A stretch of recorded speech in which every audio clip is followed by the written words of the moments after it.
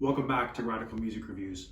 Not a review, this video, but as the title suggests, do I know what I'm talking about?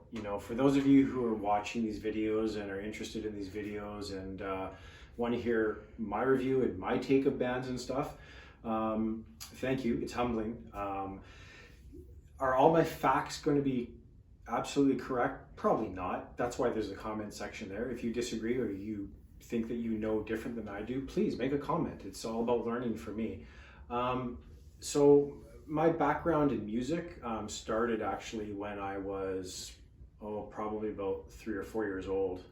My dad had a turntable. It was a Technics. I think it was an SL1200 from like 75, 76, and I was fascinated by the hi-fi, the speakers, the technology of music making in the 70s. I thought it was fascinating, and of course that's why I have all these records, because it never left me.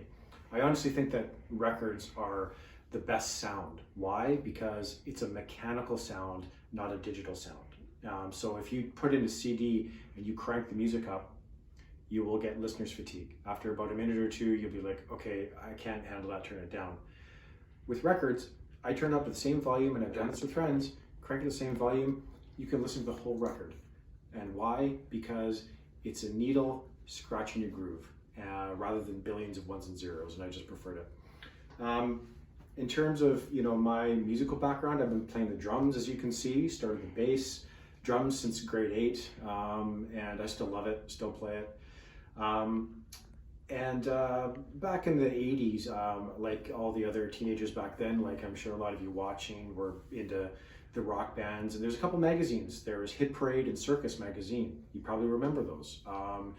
And I actually read them, I didn't just rip out the pictures and put them in my locker. I read the interviews. I read the reviews of the records, and it stuck with me. And growing up, music has always interested me, and whenever I learned something, it stuck with me. I'm kind of like Rain Man in that way, like I see something, I learn something, I read something, and it sticks with me if it interests me. If it doesn't interest me, I'll fall asleep. But music does, and that really did. In my library, I have a lot of books.